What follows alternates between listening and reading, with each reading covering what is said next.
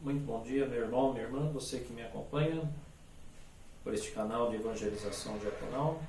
Hoje, quinta-feira da 16ª semana do Tempo Comum, vamos à leitura do Evangelho de hoje, que será Mateus, capítulo 13, do versículo 10 ao 17.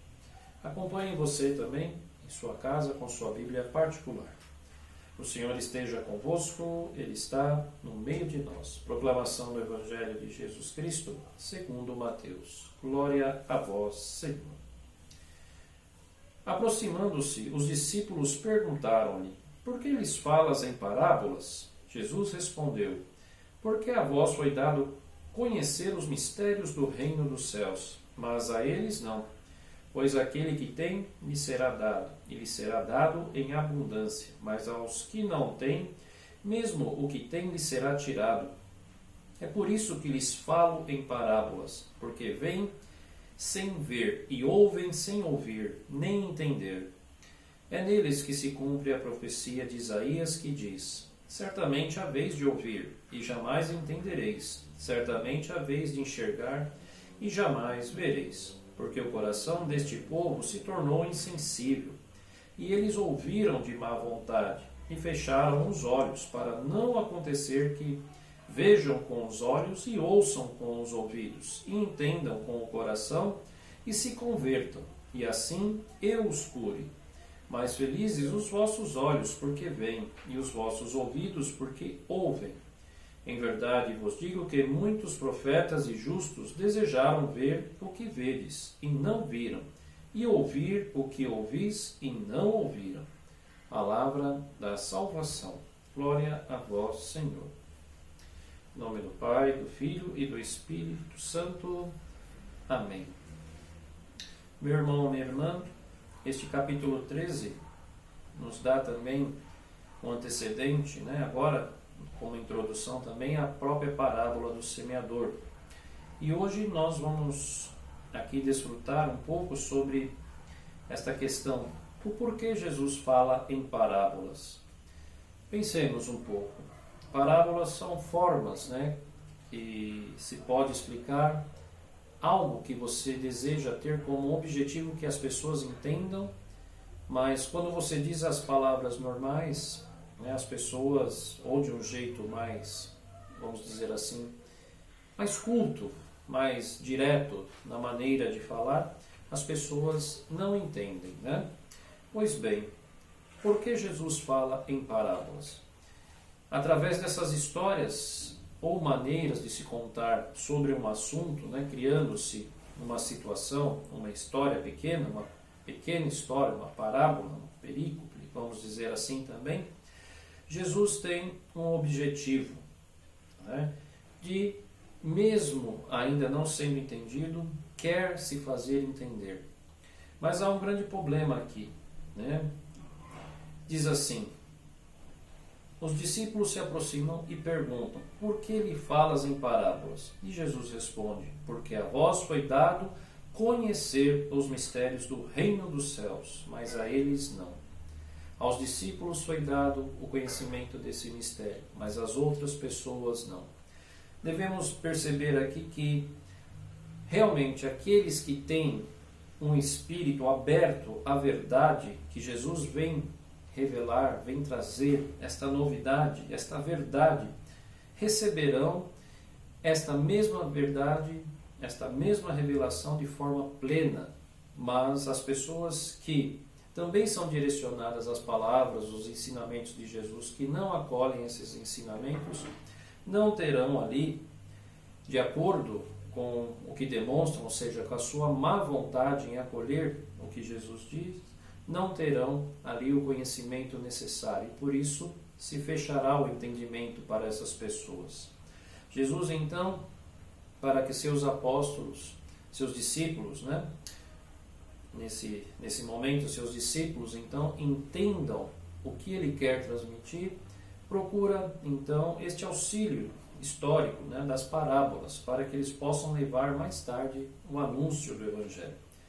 E hoje, será que Jesus se faz entendido hoje também por parábolas, ou Jesus, que sempre falou abertamente e continua dizendo e falando, ensinando abertamente a cada um de nós, nós já somos capazes de entender tudo aquilo que Ele veio nos trazer?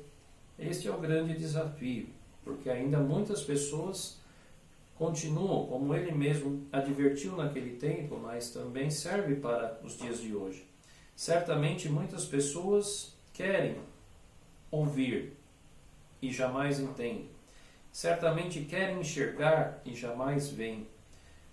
O coração deste povo se tornou insensível. A grande realidade e o grande desafio da evangelização não é realmente conquistar novos corações que sejam sensíveis ao amor de Deus manifestado em Cristo e seus ensinamentos, né? O coração duro do povo ainda persiste. Como então, o que cabe a cada um de nós? Como então resolver isso? Apostando cada vez mais, confiando cada vez mais no Espírito Santo para fortalecer a evangelização, que cada um de nós, de uma maneira ou de outra, uns mais, outros menos, como diz também a parábola, uns 30, outros 60, outros 100, vão produzindo frutos de acordo com a sua abertura e a sua vontade de também se tornar ali um propagador do reino dos céus, ou seja, através da evangelização. Então o convite é esse. Você deseja ser curado, né? Você deseja evangelizar? Se cure primeiro, né? Cada vez mais se preparando, lendo, meditando, principalmente os evangelhos e todo o Novo Testamento e o Antigo também, cada vez mais, para que você possa oferecer justamente também esta cura às pessoas que ainda não acreditam, que não usam seus ouvidos para escutar o que o Filho de Deus quer, aqueles que ainda não abriram o coração, né, para o Evangelho de Cristo, e aqueles principalmente que insistem em não se converter. É claro que conversão é uma liberdade, né? A pessoa tem que se sentir atraída para Cristo. Pois bem, façamos nós e sejamos nós essas pessoas que vão conduzir cada vez mais, né, o Cristo atraente para que eles também possam ser ali curados, como Cristo diz, né?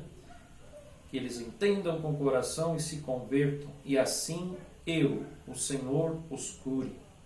Vamos usar então cada vez mais os dons físicos, corporais, né? Os nossos olhos, nossos ouvidos, a boca, né? Para professar e dizer coisas boas, professar a nossa fé e ensinar cada vez mais os homens e as mulheres que necessitam que Cristo chegue cada vez mais direto e claramente à sua própria história e à sua vida.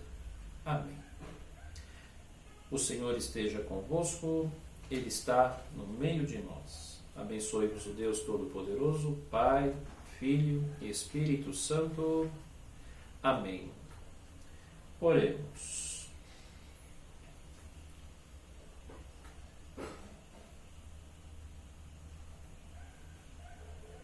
Ó Deus, sede generoso para com os vossos filhos e filhas e multiplicai em nós os dons da vossa graça, para que, repletos de fé, esperança e caridade, guardemos fielmente os vossos mandamentos. Por nosso Senhor Jesus Cristo, vosso Filho, na unidade do Espírito Santo. Amém. Hoje o Salmo diz assim: em vós está, antífona, né? Em vós está a fonte da vida, ó Senhor. Vamos ao encontro desta fonte cada vez mais, porque o Espírito Santo nos faz sedento do conhecimento e do amor de Cristo. Amém.